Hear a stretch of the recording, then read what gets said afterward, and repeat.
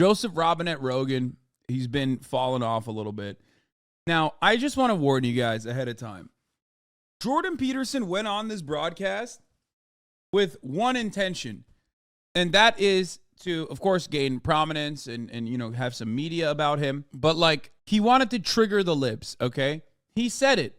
He said he wanted to trigger the libs. So just remember that. Remember when you watch this, when you get like upset about the things he's saying or whatever, but like it's literally the main purpose of this.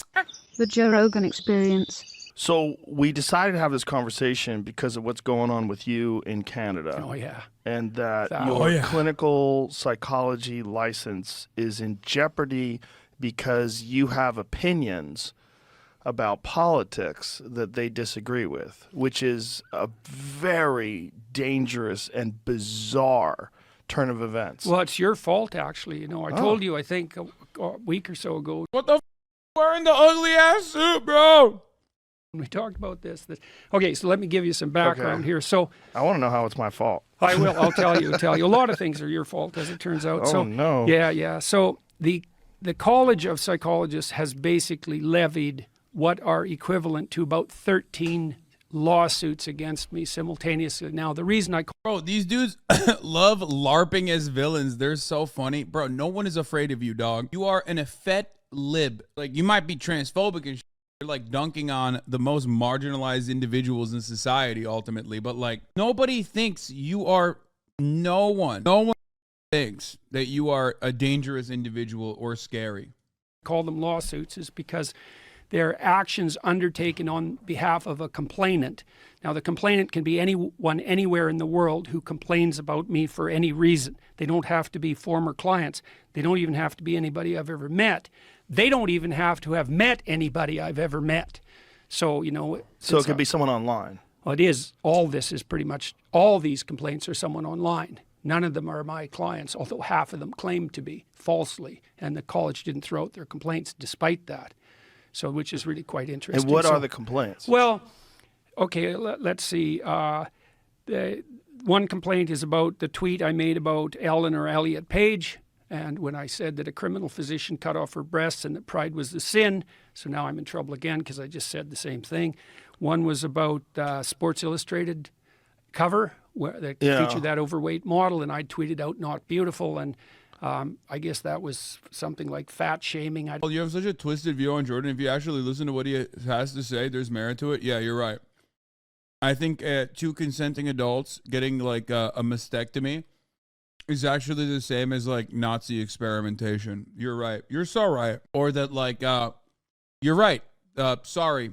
Thick mommies, not beautiful. He's objectively right on that. I mean, the two things that he just mentioned that he got like clapped for are such unhinged takes that like I didn't even have to go to the massive library of psychotic Jordan Peterson sentiments, attitudes, resentments, and ideology.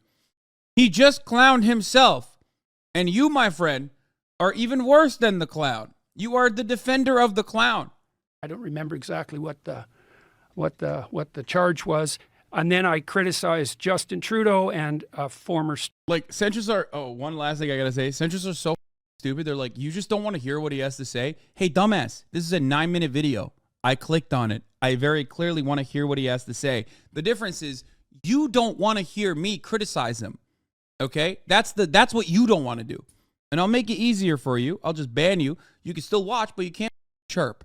Staff member of Justin Trudeau and Jacinda Ardern. I made a joke about her coming. I was going to New Zealand, and the New Zealand leftist press was freaking out, and I made this joke about bringing my alt-right trolls to New Zealand, and then I put in parentheses, or maybe they're just, you know, ordinary people who are trying to clean up their rooms. So apparently that was casting the profession into disgrace. And then they submitted, one complainant from the U.S. submitted the entire transcript of our last discussion. So, you know, I don't know how to defend myself against that because apparently everything I say... I think one of the funniest parts about defending Jordan Peterson is that he's objectively a weak man with a shitty sense of taste. He's such a bozo that he got addicted to benzos at the age of like 70. Not only that, almost died because his daughter is the real dragon of chaos. But he's such a crybaby pussy, dude. He is such a endless victim. And of course, all these other crybaby pussies on the internet who are somehow even dumber than Jordan Peterson love looking up to him and making him seem like he's this like objectively powerful human being, this deity almost. Case about my comments about the inadequacy of climate models. And so, you know, part of the reason I'm pursuing this action with regard to the Ontario College of Psychologists, well, there's two reasons really. Three. One is... What are you going to do? You're going to cry, chatters that love Jordan Peterson? Oh, no, don't do it, piss baby. Don't cry. You know, leave me the hell alone, guys. You've been on my case nonstop for 7 years. Not once before that in 20 years of practice. There's no complaints ever levied against me. It wasn't until I started to become, you know, relatively well-known publicly that the college came after me. And 7 years of that gets to be a bit much, especially now that there's 13 lawsuits compiled up, and all of them are for political opinions, and half of them have been put forward on false grounds. But even that's not enough for me to engage in the battle. The reason I'm engaging in the battle is, well, first of all, you want me to do social media retraining so I communicate better according to your experts? It's like, experts by what criteria exactly? What's a social media communication expert? You got any documentation that even exists? When I got banned from TikTok, I was pissed off, right? Because it was a false ban. I didn't violate any rules, and they lied and claimed that I did. And it was frustrating because I was like, this is something that a lot of people have to experience on TikTok in general. But I never turned around and made it seem like this was a battle between good and evil. Like, this routinely says the most unhinged shit. The other day, if you remember, he made a sarcastic joke that made it seem like he looks up child pornography all the time. Okay, I think that alone is like enough for an institution to be like, bro, you got to stop tweeting. Like, I know you're a tenured professor and all, but like, holy, like, what are you doing? You're a burden on the administration. You're a burden on the brand that we're trying to cultivate as an institution of higher learning. Jordan Peterson is so bombastic. Like, he loves taking up like normal things that happen to him that are completely justifiable, like an institution that he's associated with being coming up to him and saying, dog, you got to stop posting like this. You sound like a insane person. You're making us look bad.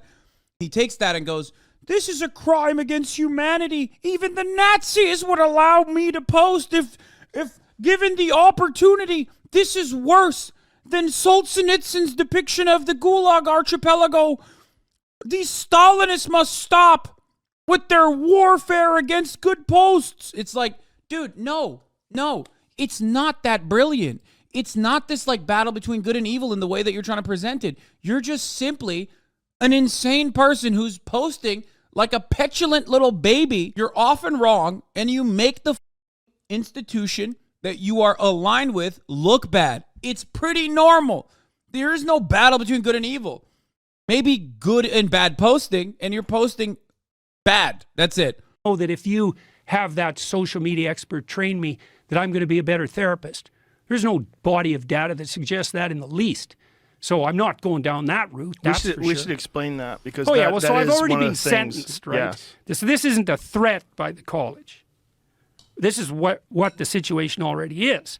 I haven't been hauled in front of their disciplinary board yet, but they've already convicted me of disgracing the profession and sentenced me to an indefinite period of re-education.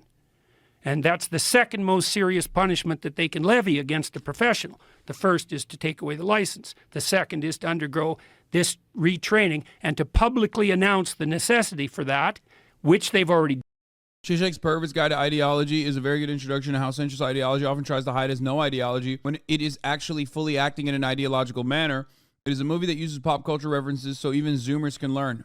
Yes, Michael from Pennsylvania is correct. It is a very good movie. We've watched it on the stream before, or at least bits and pieces of it. That's one of the most nefarious, insidious aspects of neoliberal cultural hegemony. It oftentimes uses the notion of being the default position to its advantage to make it seem like when people say, look at the common sense, look at everything around you, that's actually just the centrist position. Like, that's just the norm. We got to always be in the center, even keeled, even though the system is inherently designed in a very right-wing manner.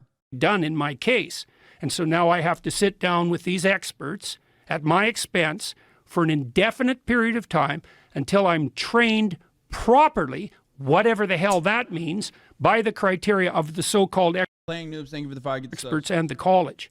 And that isn't pending an investigation. That's already in place. It's such a wild request, It's- too. Retraining, just even the way they phrase it, it's so bizarre, so Orwellian.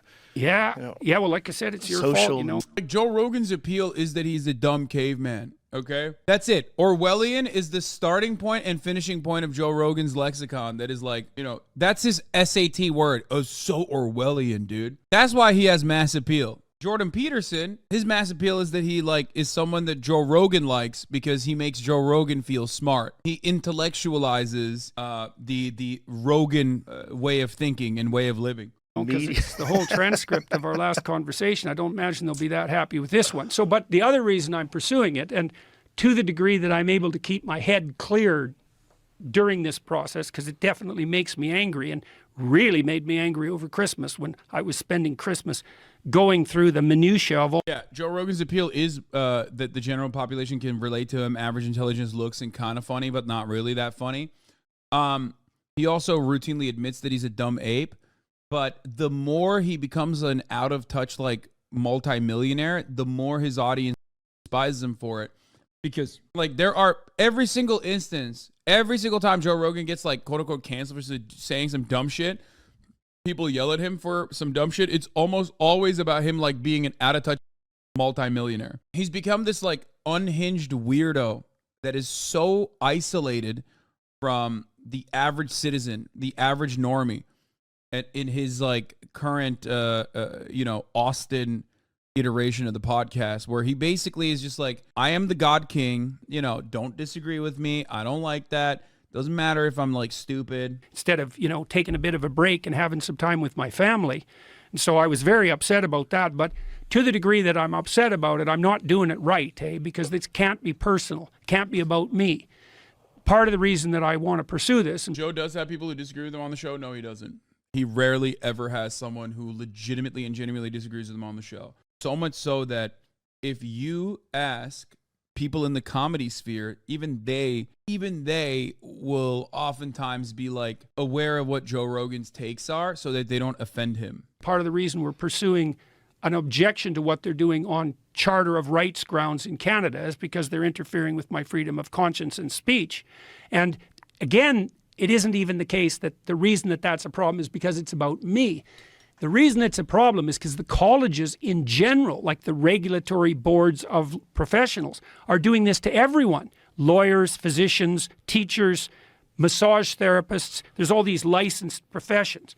And if you're a licensed profession, the government establishes a board of your peers to regulate conduct of the professionals.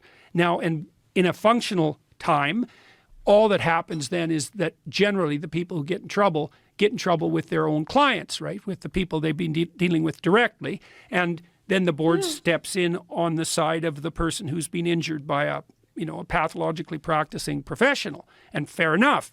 But now it's been weaponized, and it's been weaponized as a political. Jordan Peterson would never just grossly lie about a law as it pertains to free speech, right? Homie is trying to do the same thing he did with C-16 again. And this time, I don't think people are going to put up with it. Like, he doesn't have that kind of clout again, little bro. Go dunk on, like, some blue-haired SJWs or something first to bring that clout up again. Go on, like, a BBC show or something and, like, make a woman look hysterical or whatever so that your incel audience can enjoy it. Or you can go the Andrew Tate route, dude. Talk about your Bugatti. Maybe you can cultivate an audience that way. People have moved on. This is old shit. It's not fun. We've moved on to Andrew Tate now. That's what us incels want. We want Bugattis. We don't want weird suits. We want skin-tight weird suits with little slippies, little flip-flops.